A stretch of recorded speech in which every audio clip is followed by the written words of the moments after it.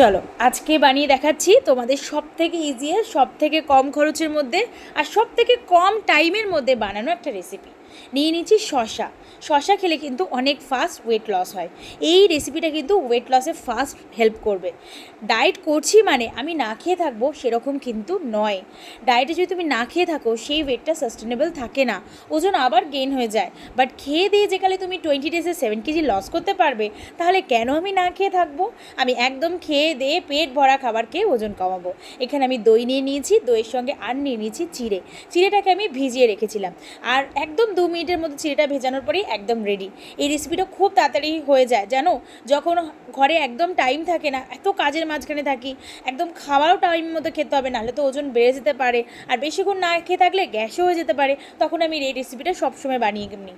বিশ্বাস করো 10 মিনিটসের মধ্যে রেসিপিটা রেডি হয়ে যায়। শসাগুলো কেটে দইটাকে একটু দিয়ে আর একটু চিড়েটাকে দিয়ে নাড়িয়ে ছাড়িয়ে নেওয়া, আর একটু তেলের মধ্যে ফোড়ন দেওয়া। এখানে আমি একটু জিরে, একটু সর্ষে আর একটু বাদাম নিয়ে নিয়েছি। বাদামটা আমি 10 টাকার মাত্র কিনেছিলাম। তোমরা যারা ফিল্ডে কাজ করো বা তোমরা অফিসে কাজ করো বা তোমরা যারা প্রচণ্ড ঘরে ব্যস্ত থাকো, তারাও কিন্তু এই রেসিপিটা একদম বানাতে পারবে। খুব সহজে কিন্তু এই রেসিপিটা একদম হয়ে যায়।